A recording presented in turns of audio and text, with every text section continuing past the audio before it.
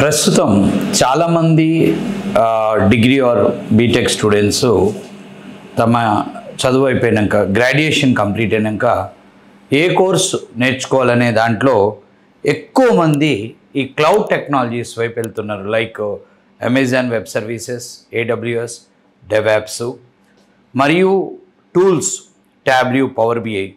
So AWS, DevOps అనే కోర్సులు ఫ్రెషర్స్కి కరెక్టా కాదనేది ఈ వీడియోలో మనం డిస్కస్ చేద్దాం.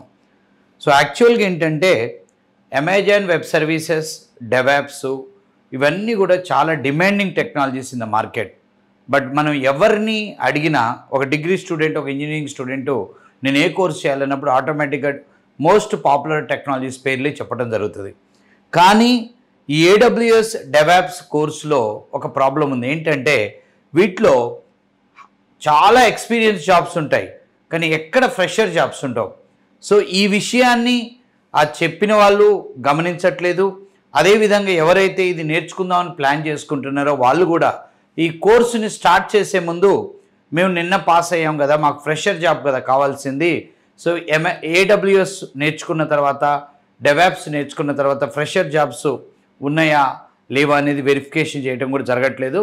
సో నా దగ్గరికి వస్తున్న చాలామంది స్టూడెంట్స్ AWS నేర్చుకొని, DevOps నేర్చుకొని ఒక 5-6 నెలలు జాబ్ ట్రైల్ వేసి అక్కడ ఎక్కడ జాబ్ దొరక్క, సార్ ఫ్రెషర్ జాబ్స్ AWS, DevOpsలో లేవని మళ్ళీ .NET కోర్సుకు రావటం జరుగుతుంది.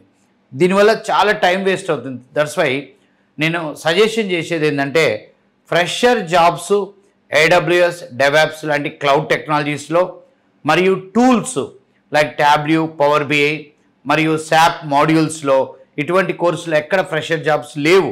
కాబట్టి ఫ్రెషర్స్ ఒక కోర్సు డిసైడ్ చేసుకునేటప్పుడు అందులో ఫ్రెషర్ జాబ్స్ ఉన్నాయా లేదా అనేది వెరిఫికేషన్ చేసుకొని జాయిన్ అవటం మంచిది.